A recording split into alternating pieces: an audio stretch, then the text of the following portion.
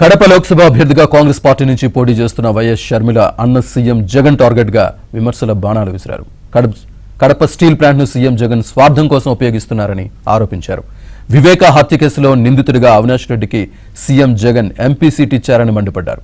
వివేక హత్య కేసు విచారణలో సీబీఐ విచారణ వద్దని సీఎం జగన్ ఎందుకు వద్దన్నారో సమాధానం చెప్పాలని డిమాండ్ చేశారు. రాజశేఖర రెడ్డి గారు ఉండుంటే కడప స్టీల్ ఫ్యాక్టరీ ఎప్పుడో అయిపోవును కదా.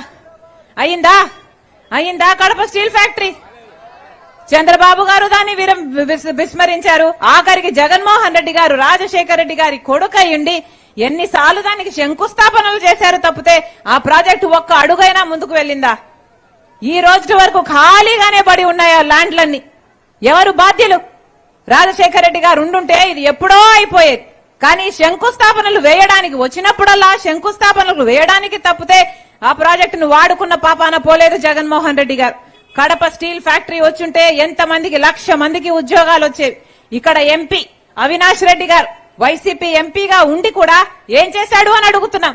ఒక్కసారైనా కడప స్టీల్ ఫ్యాక్టరీ ఎందుకు రాలేదు అని మీరు ఓట్లేస్తే గెలిచిన ఎంపీ అవినాష్ రెడ్డి ఎప్పుడైనా కొట్లాడా? ఎప్పుడైనా అడిగారా? సిబిఐ ఏ అవినాష్ రెడ్డి గారిని వివేకానంద రెడ్డి గారి హత్య కేసులో నిందితుడని చెప్తుందో అదే అవినాష్ రెడ్డి గారికి సీట్ ఇవ్వడం జరిగింది, టికెట్ ఇవ్వడం జరిగింది, ఎంపీ టికెట్. ఇది అడ్డుకోవడానికే ఈరోజు రాజశేఖర రెడ్డి బిడ్డ ఈరోజు ఎంపీగా పోటీ చేస్తుంది. మీ అందరూ ఆలోచన చేయాలి. హత్య రాజకీయాలను ప్రోత్సహించే వాళ్లకు ఓట్లేయకూడదు అన్న నిర్ణయం మీరు తీసుకోవాలి. మీ అందరి సాక్షిగా మరొక్కసారి జగన్మోహన్ రెడ్డి గారిని ప్రశ్నిస్తున్నాం. సిబిఐ నిందితుడిగా చేర్చిన వ్యక్తిని మీరు టికెట్ ఎలా ఇచ్చారు? జగన్మోహన్ రెడ్డి గారు కడప జిల్లా ప్రజలకు సమాధానం చెప్పాలి. జగన్మోహన్ రెడ్డి గారిని అడుగుతున్నాం.